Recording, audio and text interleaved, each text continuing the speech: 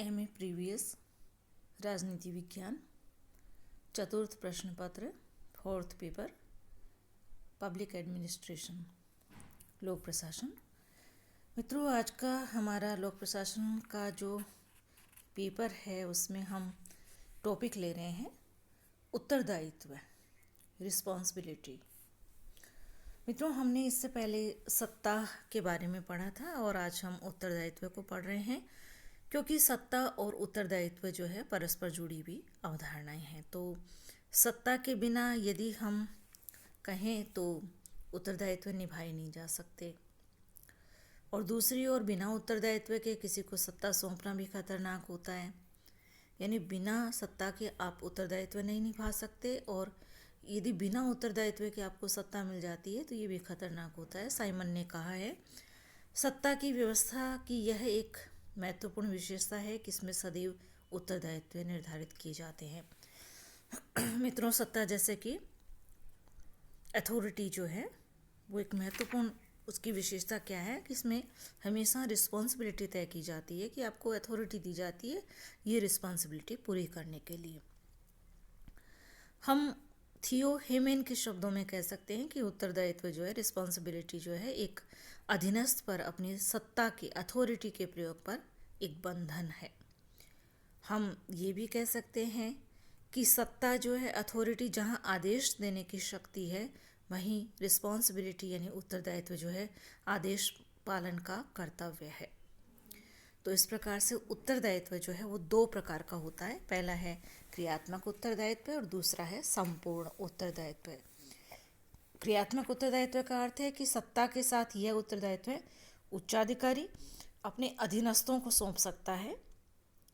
क्रियात्मक उत्तरदायित्व, इसमें एक जो हायर अथॉरिटी होता है वो अपने उच्चाधिकारी जो होता है वो अपने सबऑर्डिनेट को उत्तरदायित्व में सौंप सकता है। और संपूर्ण उत्तरदायित्व में क्या है, संपूर्ण उत्तरदायित्व का कभी प्रत्यायोजन नहीं किया जा सकता, ये स्वयं को ही उत्तरदायित्व निभाना होता है, पूरा करना होता है।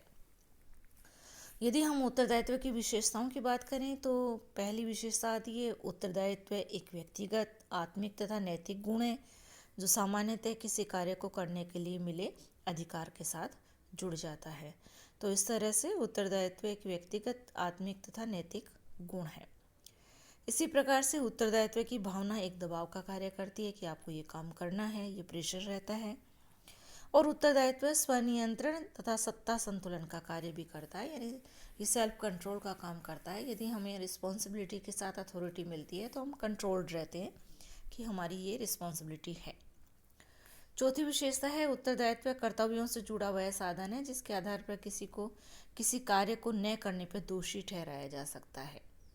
यानी कोई रिस्पॉन्सिबिलिटी पूरी नहीं करता है तो हम उसको दोषी ठहरा सकते हैं।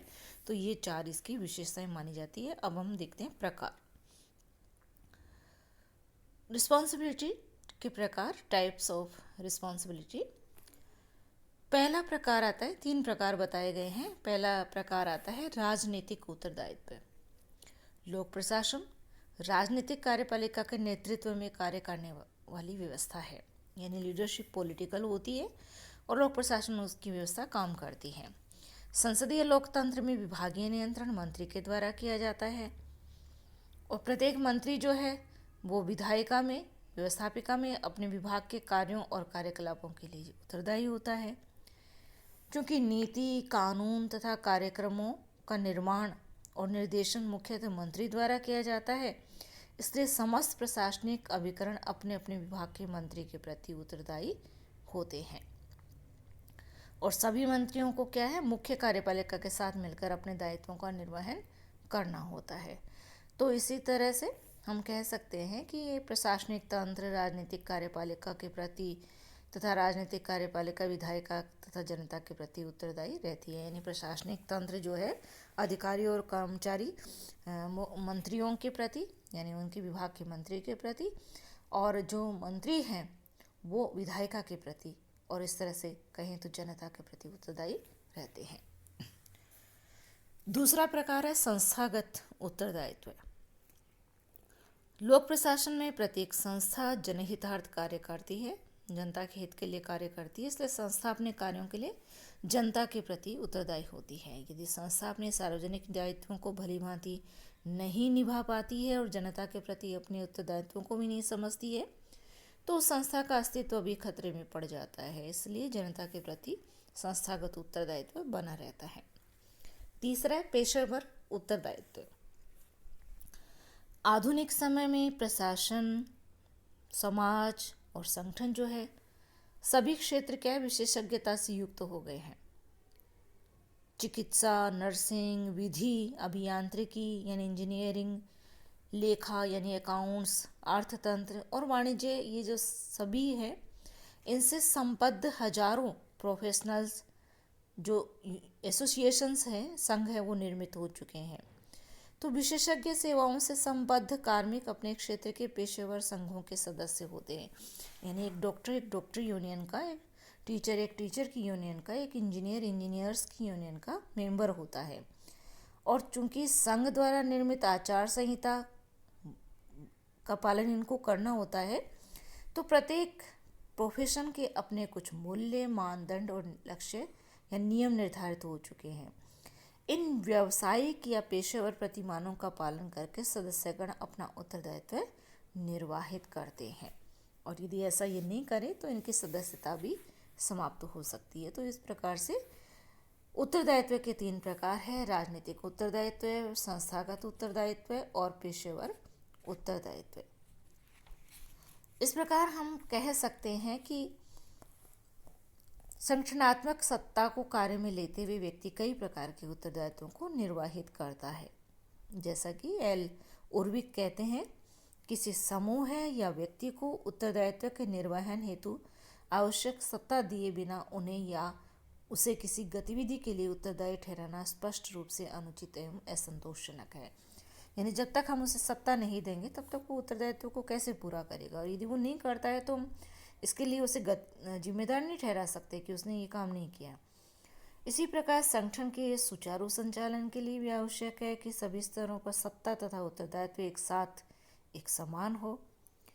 इसी तरह ये भी कहा जाता है कि उत्तरदायित्व का विभाजन व्यक्तिगत होना चाहिए, क्योंकि यदि हम कहें कि सभी की जिम्मेदारी, किसी की जिम्मेदारी नहीं होती है, यानी उसे व्यक्तिगत कहना पड़ेगा, व्यक्तिगत जिम्मेदारी तय करनी होगी कि फला जिम्मेदारी फला की है।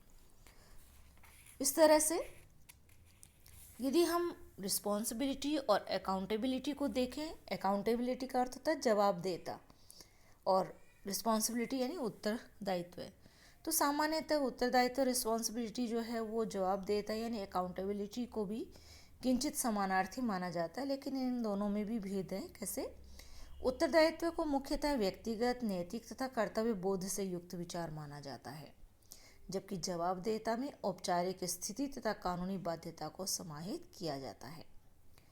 जवाबदेता मुख्यतः क्या है? सैनिक संगठनों में प्रयुक्त होने वाला शब्द है, जिसका अर्थ है सही और पर्याप्त रिकॉर्ड रखना तथा जन संपत्ति की सुरक्षा करना। ये जवाबदेता है। जवाबदेह होने का अर्थ है मित्रों, पूरे किए गए या न किए गए कर्तव्यों के प्रति उत्तरदायी होना।